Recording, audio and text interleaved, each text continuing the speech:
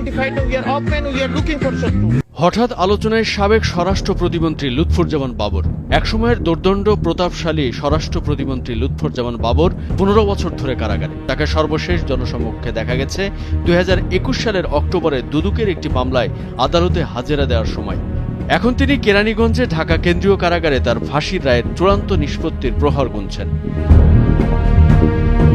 কিছুদিন আগে ছাত্র আন্দোলনের কারণে বাংলাদেশে অস্থিরতা প্রসঙ্গে নোবেল বিজয়ী অর্থনীতিবিদ ডক্টর মোহাম্মদ ইউনুস বলেন, চলমান অবস্থা নিয়ন্ত্রণ না করা গেলে তা প্রতিবেশী মিয়ানমার সহ ভারতের 7 সিস্টার্সে ছড়িয়ে পড়তে পারে।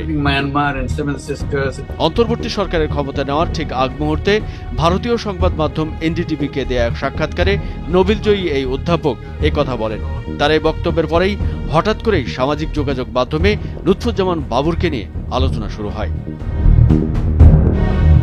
তবে ডক্টর ইউনুস যে 7 সিস্টার্সের কথা বলছেন সেটা আসলে কি? কেনই বা বাংলাদেশে অস্থিরতা তৈরি হলে 7 সিস্টার্সে তার প্রভাব পড়বে?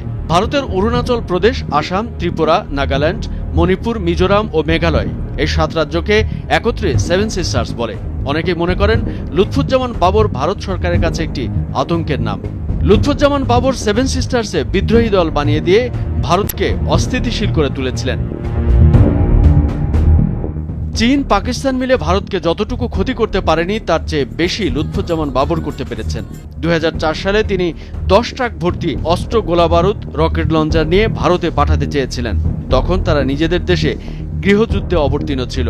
অরুণাচল প্রদেশ, আসাম, ত্রিপুরা, নাগাল্যান্ড, মণিপুর, মিজোরাম ও মেঘালয় মূল ভারত থেকে আলাদা হতে চেয়েছিল, আর সেখানের আন্দোলনকারীদের 10 ট্রাক অস্ত্র সরবরাহ করতে চেয়েছিলেন এই লুৎফুজ্জামান বাবর, কিন্তু শেষ পর্যন্ত করতে পারেননি। এখন আসা যাক লুৎফুজ্জামান বাবর প্রসঙ্গে। 1958 সালে 10 অক্টোবর জন্মগ্রহণ করেন লুৎফুজ্জামান বাবর। তার প্রাতিষ্ঠানিক শিক্ষা এইচএসসি পর্যন্ত। 1991 সালে প্রথমবারের মতো নেত্রকোনা থেকে সংসদ সদস্য নির্বাচিত হন বাবর।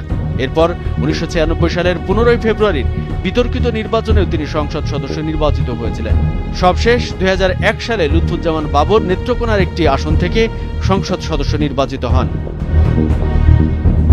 2001 সালে বিএনপির নেতৃত্বাধীন জোট বাংলাদেশের সরকার গঠন করার পর যে কয়েকজন ব্যক্তি প্রবল ক্ষমতাবান হয়ে ওঠেন তাদের মধ্যে লুৎফুজ্জামান বাবর ছিলেন অন্যতম।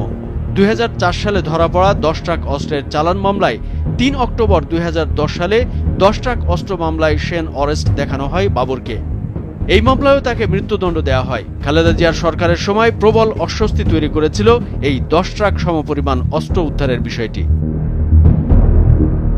10 ট্রাক অস্ত্র উদ্ধারের আগে থেকেই বিএনপি সরকারের সঙ্গে ভারতের সম্পর্ক খুব একটা ভালো যাচ্ছিল না।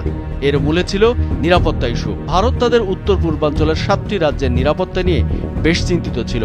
ভারতের অভিযোগ ছিল দেশটির উত্তর পূর্বাঞ্চলের বিদ্রোহী গোষ্ঠীগুলোকে মদদ দিচ্ছে বিএনপি সরকার। এমন অবস্থায় ওই 10 ট্রাক অস্ত্র ধরা পড়ে।